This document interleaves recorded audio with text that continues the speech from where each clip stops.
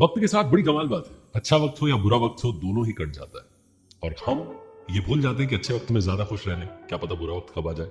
आज की कहानी भी कुछ इसी तरीके की है। एक बार एक राजा को एक बाबा जी मिले और बाबा जी ने राजा को एक ताबीज दिया। क्योंकि राजा बड़ा भक्ति में लीन टाइप का इंसान था, इसलिए राजा ने वो ताबीज अपने गले में पहन लिया।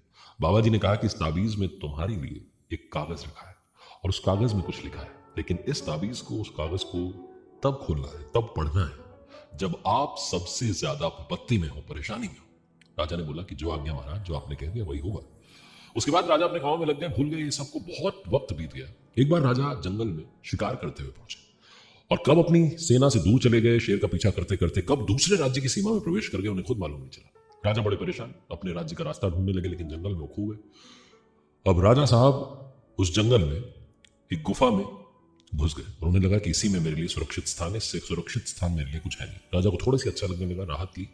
तभी राजा को कानों में घोड़े की टक टक आवाज सुनाई देने लगी और राजा की सांसें बढ़ने लगी। राजा को लगा कि अब मुझे दुश्मन देश के सैनिक पकड़ लेंगे, वो मेरे पास आ रहे हैं और मेरा राजपाट, मेरी प्रजा, मेरे सब लोग सब मुझसे दूर हो जाएंगे, सब बिछड़ने वाला है, सब खत्म होने वाला है, हो सकता है मुझे मार दिया जाए।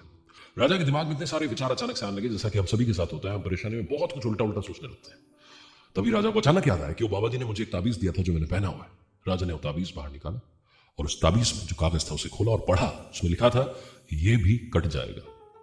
राजा ने गहरी सांस ली, खुद पर विश्वास किया, ऊपर वाले का धन्यवाद किया और तभी जो घोड़ों की आवाज जो पास आती सुनाई दे रही थी वो दूर जाती गई और तब राजा को लगा कि वो सैनिक जो है दुश्मन देश के, वो वापस जा चुके हैं। राजा उस गुफा से बाहर निकले, जैसे तैसे उन्होंने रास्ता ढूंढा, वापस अपने राजपाट को जाकर के संभाला।